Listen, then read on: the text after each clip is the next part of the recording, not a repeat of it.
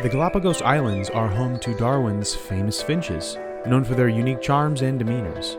But one of those aquiline avians has a sinister way of getting its meal. It started out with a kiss. How did it end up like this? And by this we mean going from a harmless little finch to a vicious, blood-sucking parasite. But if there's one thing we know about finches, it's that they know how to adapt to life, death, and taxonomy.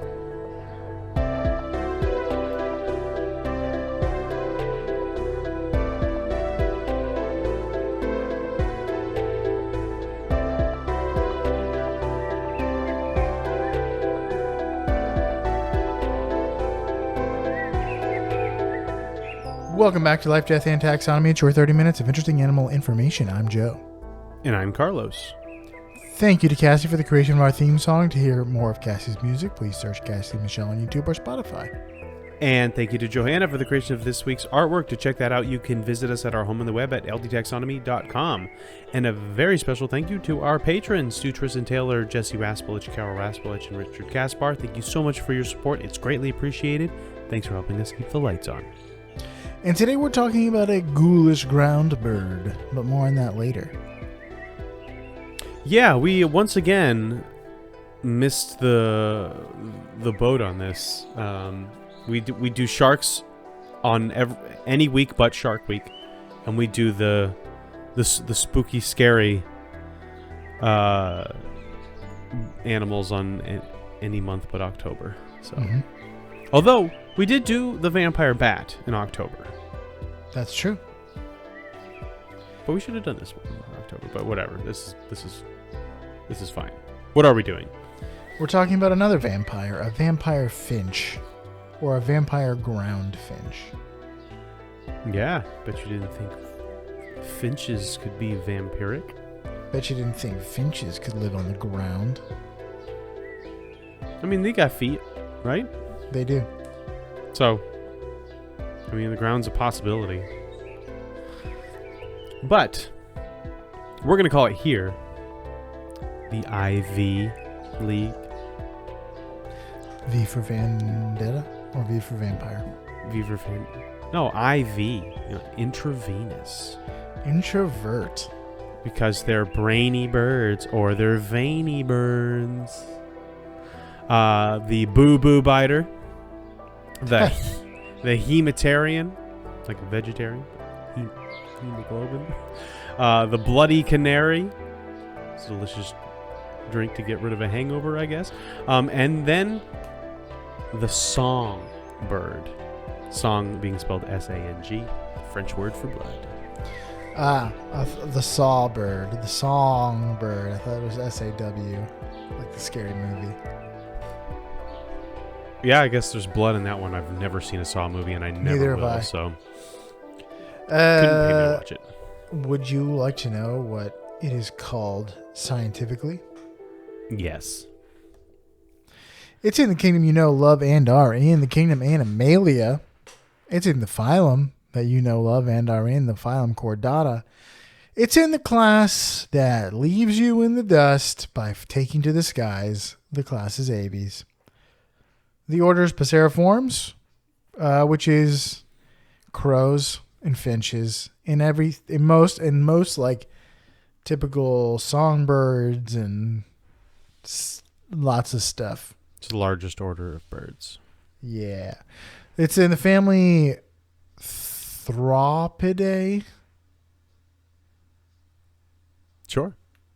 It's in the genus Geospiza. Geospiza? Sure. Yeah. Probably not. It's like Geocities. Metrocity. The species is Septentrionalis. Septentrionalis? Trionalis? Trionalis, yeah. Geospiza septentrionalis.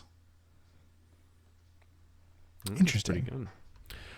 Well, since we're in the business of naming things, it's time for my favorite part of the show, critter groups. The part of the show where I ask you, Joe, a question, and that question is the same every time.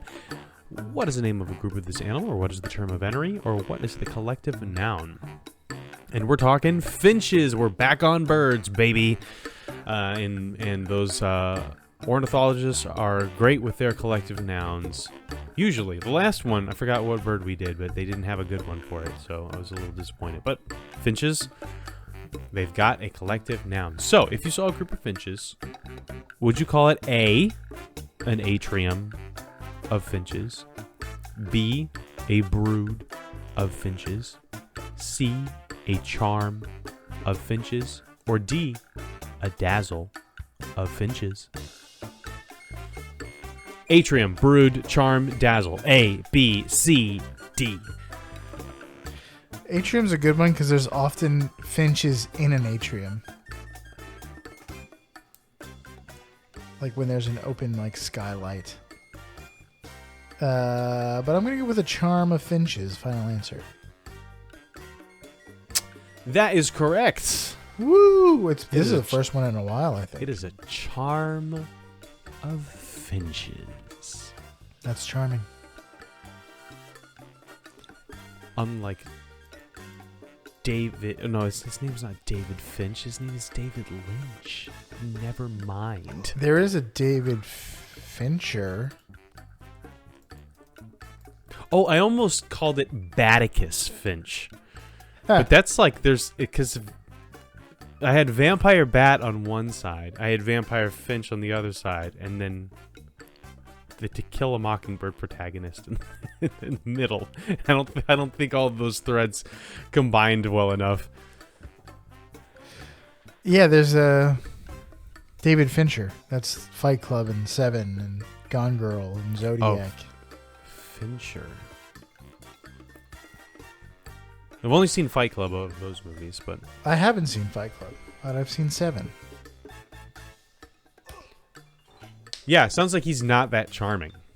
Would you like to know what it looks like? Sure. The description is as follows. There's some sexual dimorphism between males and females, as is common with birds.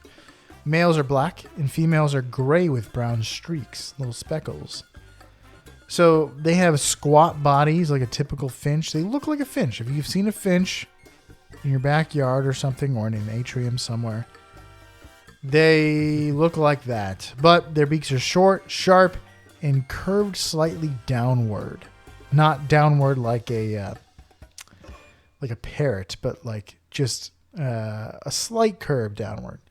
So some have orange or partially orange beaks, and that's their only splash of color. But other than that, they look like a typical finch. So that brings us to, what is the size? Wait, isn't a finch the bird in Bug's Life? It could be something like that. It looks like it. A finch or a canary.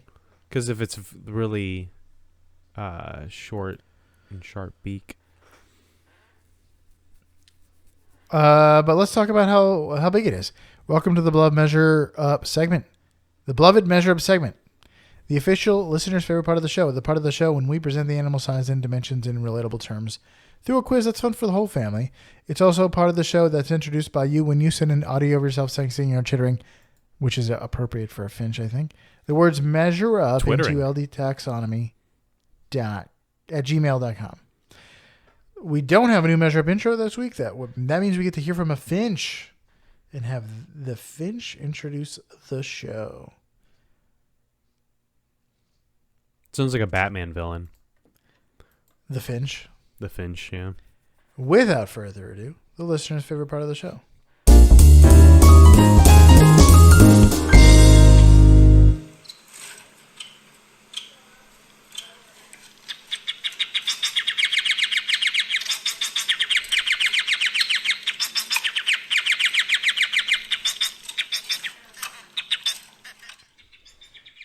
That bird needs to settle down.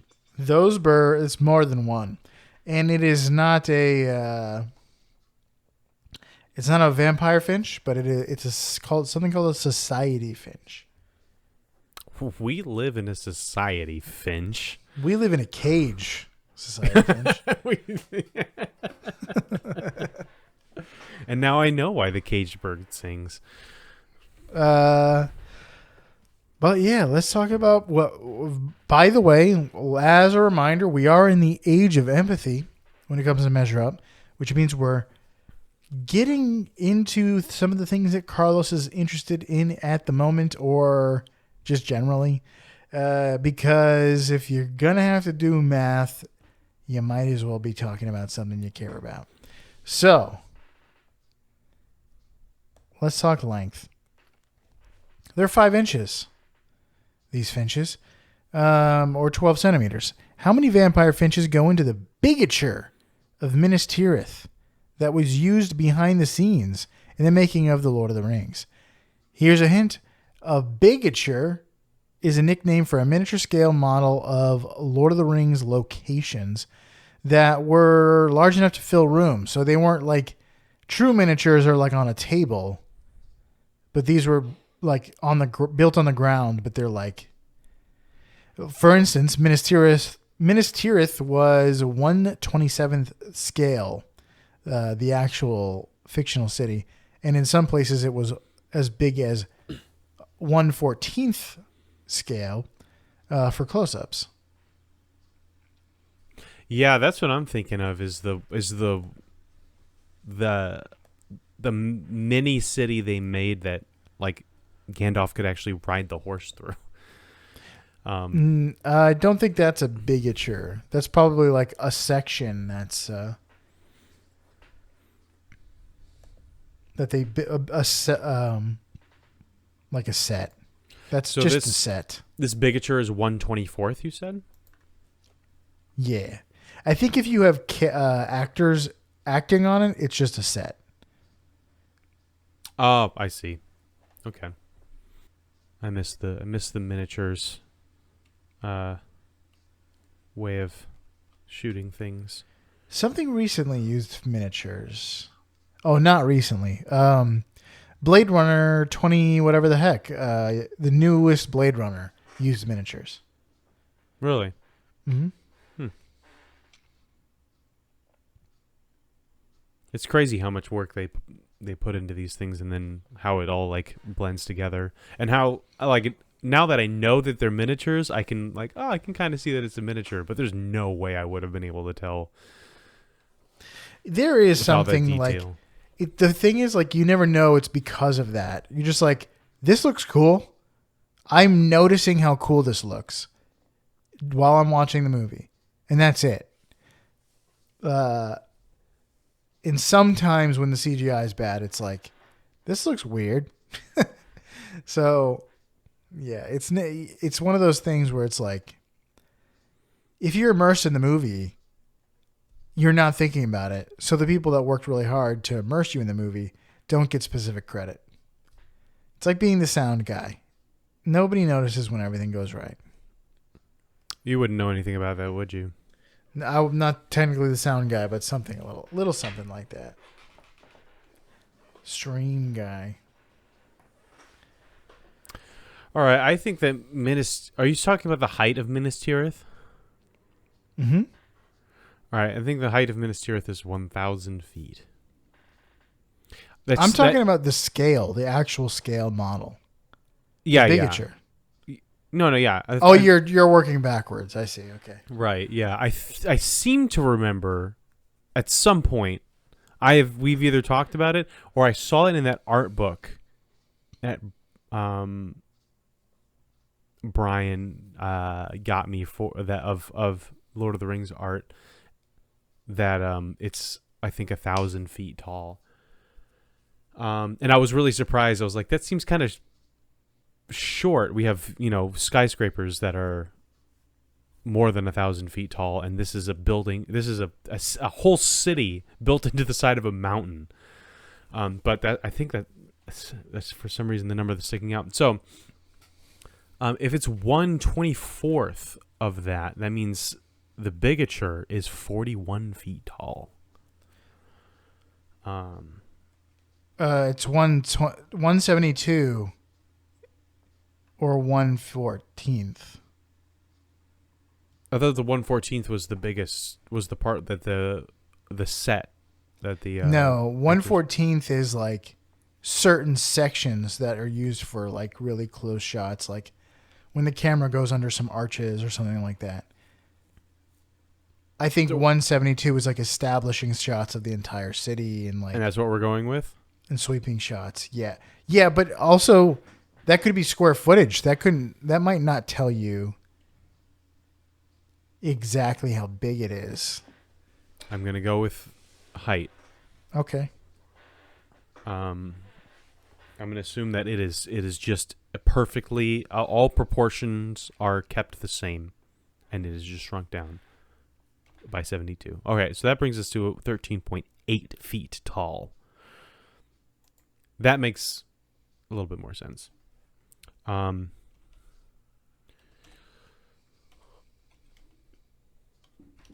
going to say 33 finches going to the height of the bigature of Minas Tirith. Final answer. The Tower of the Guard. Yes. Did I ever tell you I wrote an essay in my film class about the scene between Minas Tirith and Minas Morgul, saying that the Minas Morgul is the Tower of is the city of darkness, and that's what it means, or city of death, and Minas Tirith is the city of light, and that is 100% not what either of those two cities mean.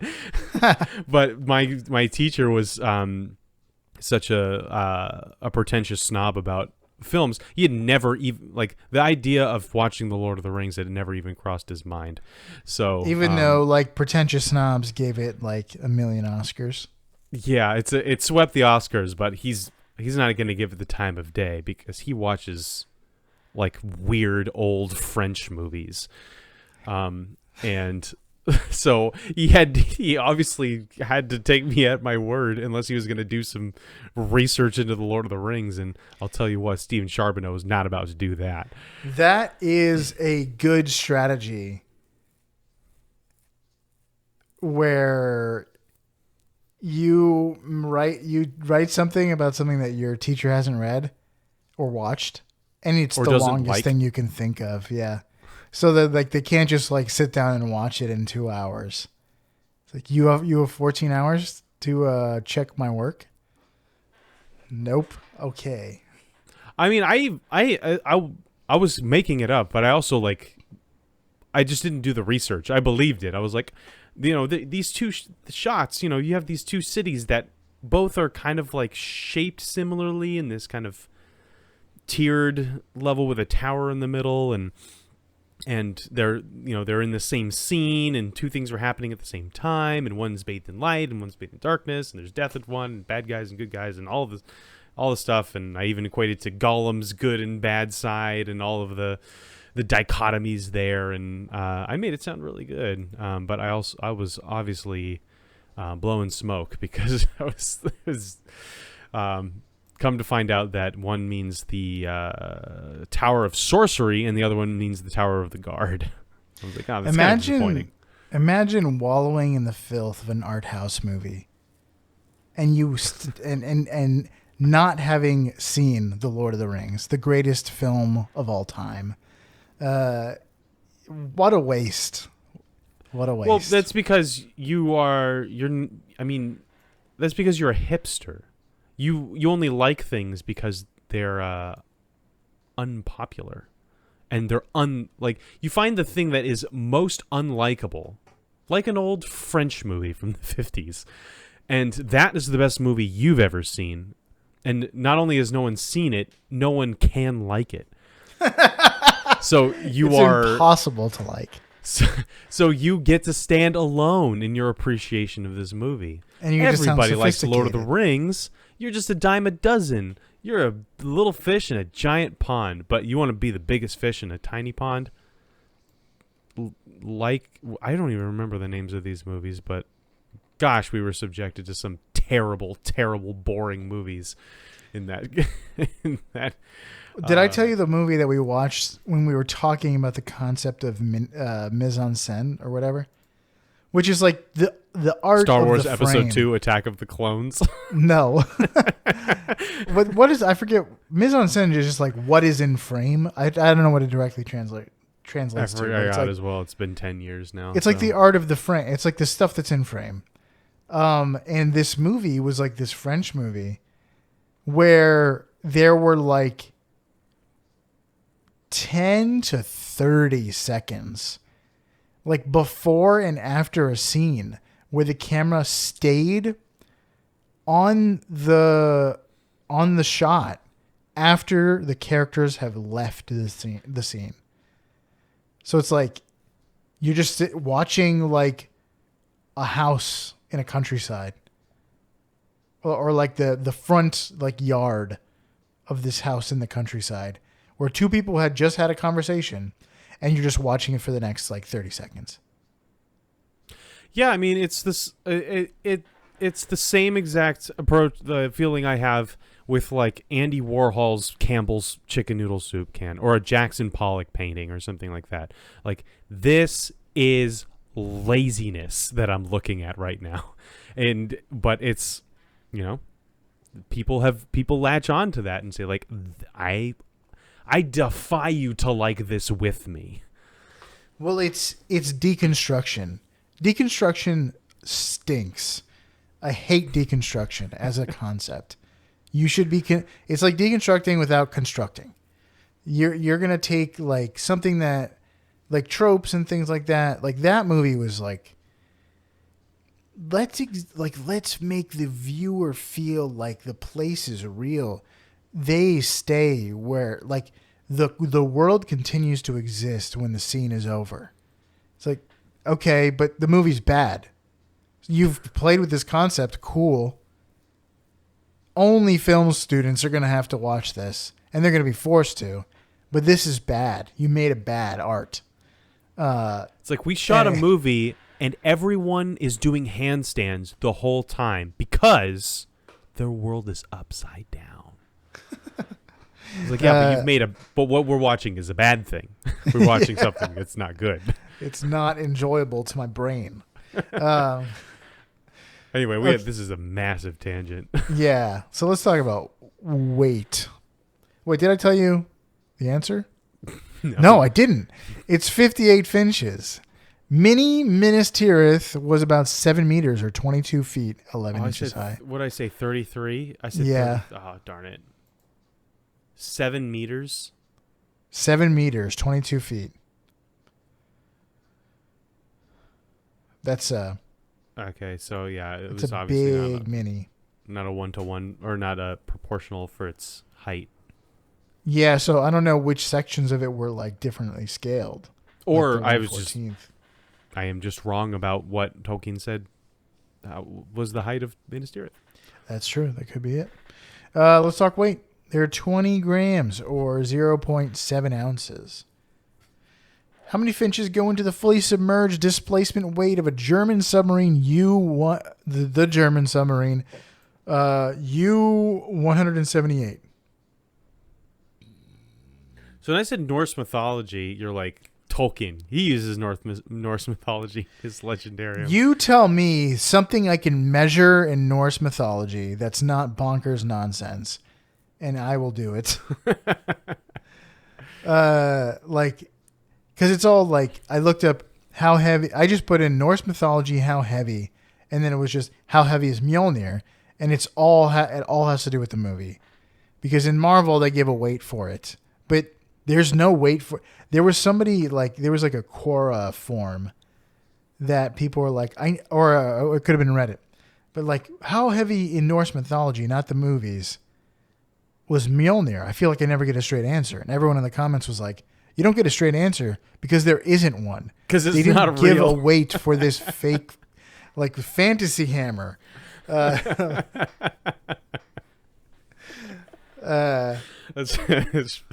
actually pretty good.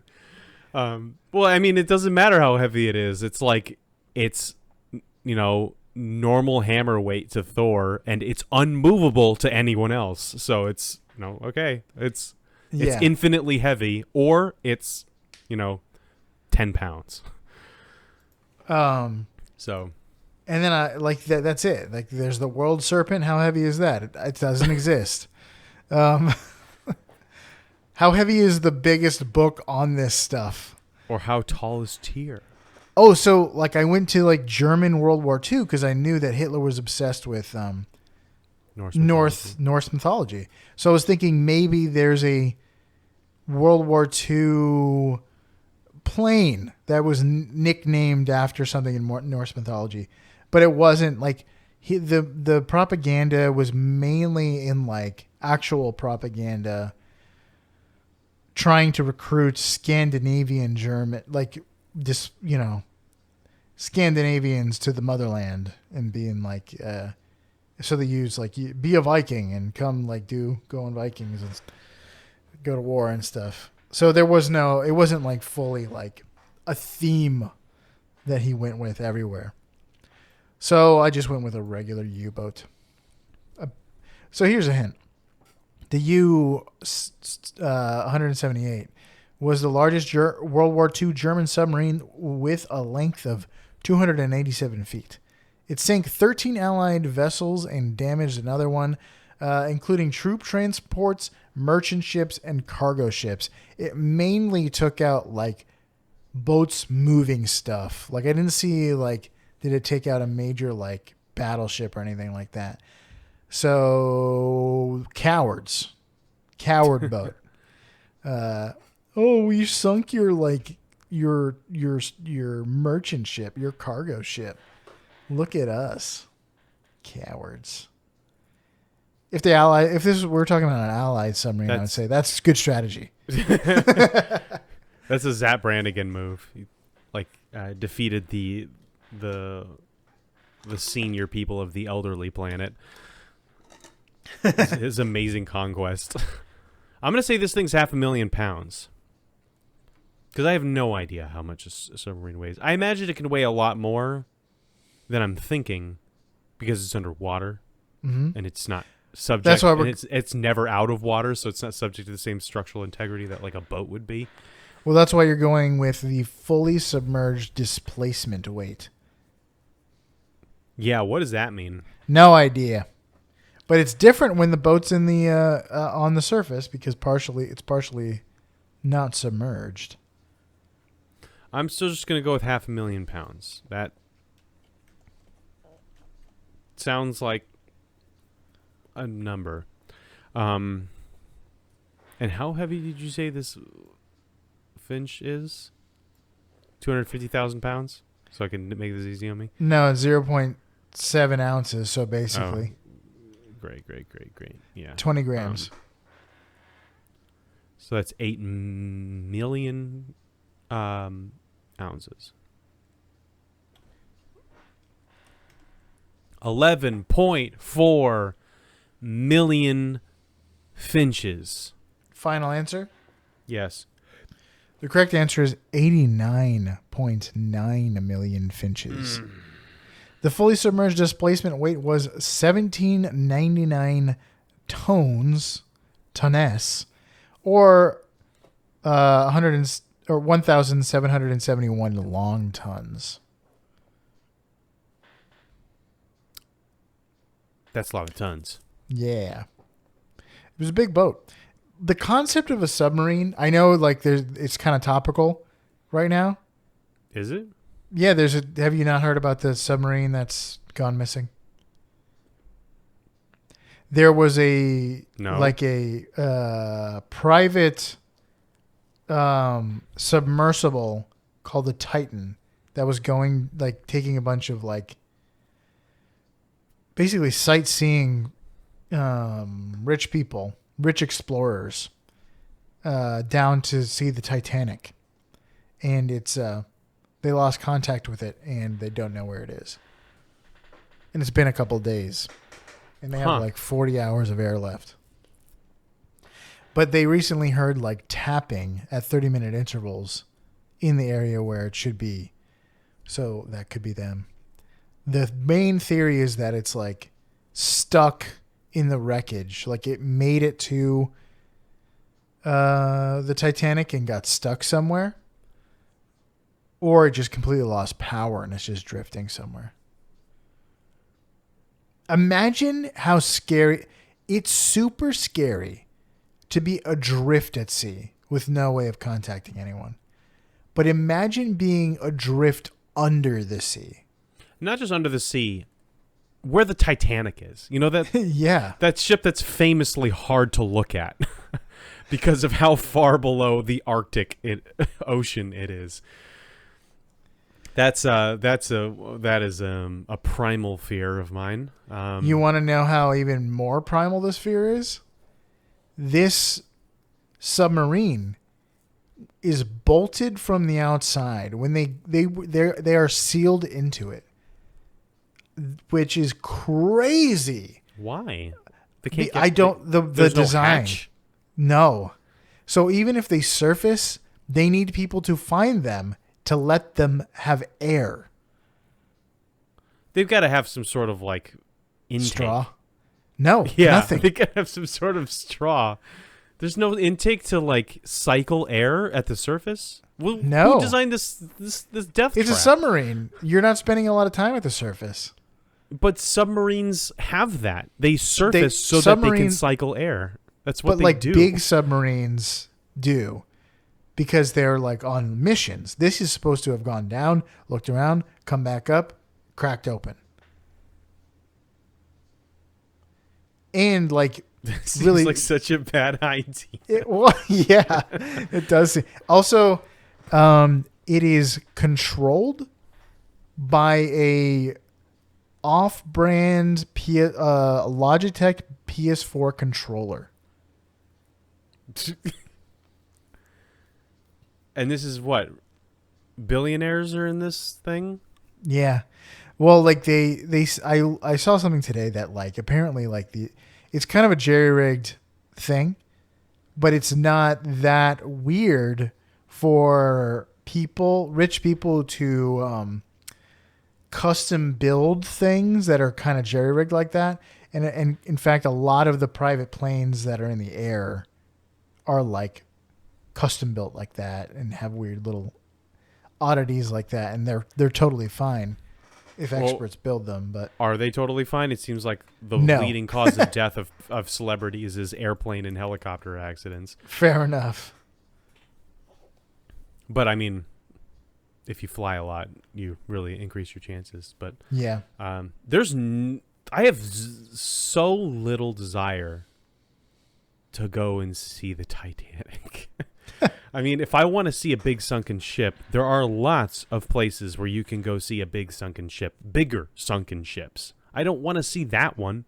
And best case scenario is you're going to see like whatever a flashlight illuminates of a 100-year-old cruise ship that's tiny by today's standards. It's just famous and that's it. If I wanted to go down and explore an underwater wreck, I would go see the aircraft carriers that sunk in the Red Sea. You don't have to go, 4,000 feet below the surface. The water is a lot warmer and it's a lot safer. So, and it's cooler. I think that'd be cooler to see. Yeah, Anyway. it's kind of controversial because like this could be like a The Martian kind of where all of the humanity is like paying attention to like, are we going to rescue these people? But people hate rich people so much that they're just like besmirching these guys, like, you idiots, you shouldn't have gone down there. You shouldn't rich people should like not spend their money on frivolous things like this, and rich people shouldn't be rich. Kind of thing, which is I definitely wouldn't have. I wouldn't have done it. Don't done what they did if I were in their position. I'm not going to yoke anyone's yak if they have a lot of money and they want to give it to other people to help them get down and see the Titanic. That's fine. Just does it have to be something that's bolted from the outside and controlled by a PS4 controller? Did you have to drive it into the wreckage? Like, couldn't you just look at it from the outside? Oh, we don't know if that's what happened, but that's a theory. You got to be stuck somewhere. Either that or everybody just passed out at the same time. Anyway, I'm getting the willies just thinking about it. Yeah. Do you have any more fast facts before we get to the major fact? Yes, I do. They're native to the Galapagos, Wolf, and Darwin Islands, which are all very close together. They have distinct calls based on the island they live on. They have what is called a lilting song on Wolf Island. I don't know what that word means. Lilting. I've heard it a lot, but I don't know what it means. It's. I've heard it. Well, I've never actually heard it spoken before now, but I've seen it written a lot regarding music, and it's like, okay. It means speak, sing, or sound with a lilt. Very good. Good. Very good. Great definition. Love it. A characteristic rising and falling of the voice when speaking, a pleasant, gentle accent. And I wouldn't have been surprised if you looked up what is a lilt, and the definition is something that is characteristic of lilting. So on Wolf Island, they lilt, and there's a buzzing song on Darwin Island, and both islands have a whistling call. The finches like to eat language. The common tongue. The common tongue. The finches like to eat seeds and bugs, but they will also drink the nectar of the Galapagos prickly pear flower, which sounds pretty good and way better than bugs. It's juice. I agree. From a flower. The vampire finch is listed as vulnerable by the IUCN because it lives in a very specific environment that has been affected by invasive species. Same. Hey, isn't there I did read that there's a South Florida community that's being quarantined because of the presence of a giant African land snail, which we've talked about on the show before. Yeah. So you guys better keep your snails to yourself. Yeah. Yeah. They need like metal detecting machines for snails. Snail detectors. I need that in Elden Ring. Those snails that summon enemies to come and beat your face in. But that's all I got for that. Do you have any big facts? I do. We're going to call this major fact, "You're a mean one, Mr. Finch." So like you said, vampire finches are usually omnivorous. They eat seeds and nectar. They'll also eat bird eggs. They'll eat fish. And even that delicious guano. Bat poop. But these things aren't always in abundance. And when their usual food sources are scarce, they turn to a more diabolical source of food. Large birds. These birds include the unfortunately named blue-footed booby and the large gulls called Nazcas. And if you ever look up a Nazca, I mean, there are 9, and they were they were given rings of power by Sauron and fell. No, they when I saw it, I was like, somebody that's saying NASCAR with an accent. Nazca. They look like the bird that they made Scuttle in the new Little Mermaid. Whose voice is like quince nails taste on of Aquafina water. Yeah, yeah, it's just the refreshing taste of Aquafina. So they're just large seafaring birds. But how can a tiny finch take down a large seabird? Well, they don't take them down.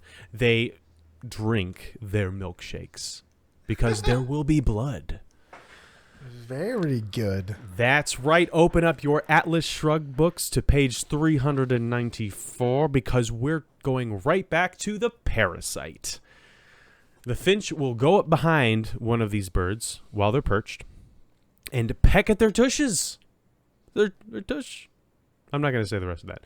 They peck at their tushes until they bleed and then lap up that sweet song. Bird nectar. Bird butt nectar. Yeah.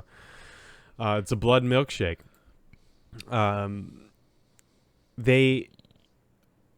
it's just such an interesting. Like I saw this on a documentary, and I'm just sitting there going, why are these birds allowing this to happen? Because it's not like the vampire bat, which targets large mammals while they're sleeping and makes like these like hairline incisions and then laps up the blood, so that these cattle don't even know that it's happening. Or like a mosquito, that you don't really know that you've been bitten by a mosquito until it's already done, basically, usually. So they're secretive, they're clandestine, they're operatives, but not this vampire finch. It's just pecking at bird butts with its sharp beak. So it's like, what? Why are they taking this? Why are these blue-footed boobies and these Nazgul taking it? And it seems that this blood-sucking behavior adapted from the finch's previous behavior of eating and pecking parasites off of these birds. So this is just beautiful natural irony. They became the thing they were sworn to destroy. Yeah, you allowed this Dark Lord twist your mind. It just seems like so, and this is actually not documented. There's no like hard evidence of this, but the consensus is that they used to, eat. Like a lot of symbiotic relationships in the animal kingdom. There's oftentimes large animals that will collect parasites, like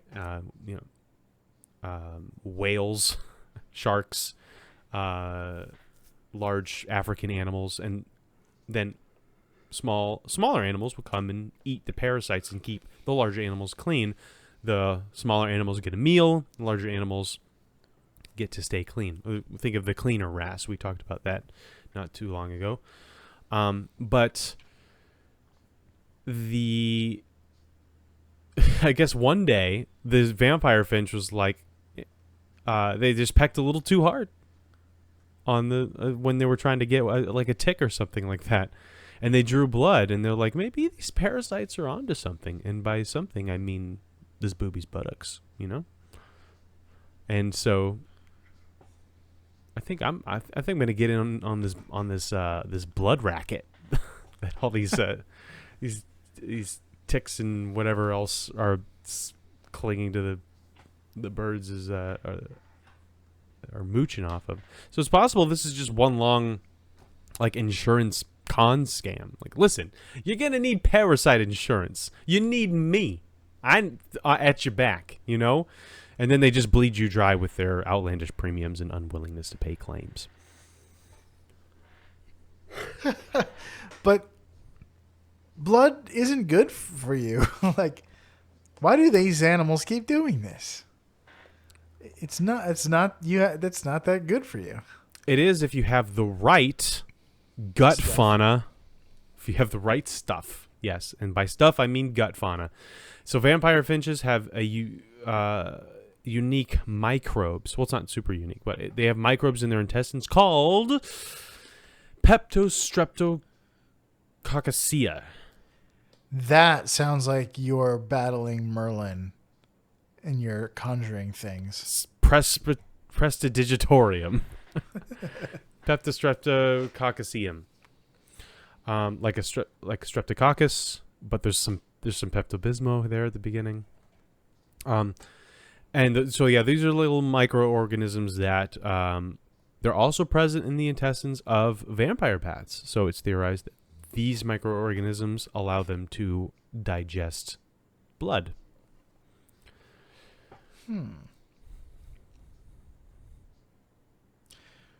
So that's it. There is a bird out there that drinks butt blood. Bird butt blood.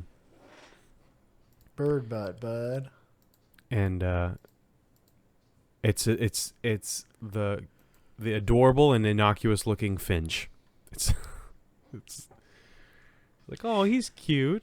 If you compare it to other finches, it does have a sinister presence. Its beak is a little longer than the cute seed-eating beaks we're used to. A little longer, a little sharp, a little curved, like a scythe. Like a death scythe. Yeah. Would you say it has aquiline features? Yeah. It's like V-shaped. Angular. Yeah. Like Dracula. Yeah, that's the only time I've ever heard anyone use the word aquiline. Me too. And I didn't even hear it. I read it. I heard it because audiobooks. Oh, yeah, I guess I did.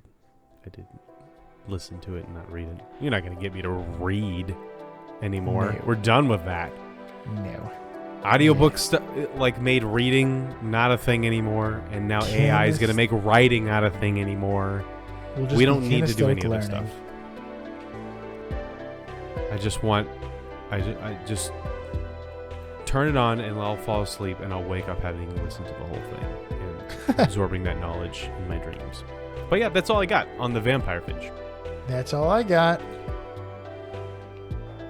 So watch yourself if you're out there in the Galapagos Islands, or at least watch your backside. If you out there in podcast, for you out there in podcasting, get some of that Peptostreptococcacea, underwrite your insurance scam, and drink some other bird's blood milkshake like the vampire finch here in Life, Death, and Taxonomy.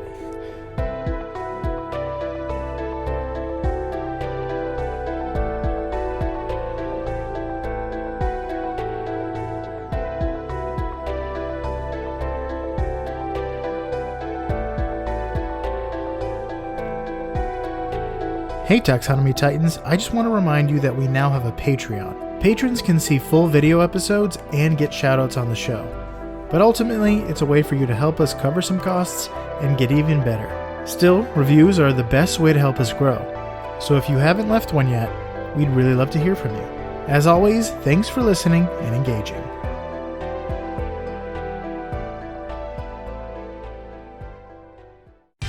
Life, Death, and Taxonomy is my favorite in the world podcast. Peptostreptococcacea is the funnest thing we've ever said on the show. Peptostreptococcacea. What did I say? Peptoseptic. Like it's septic.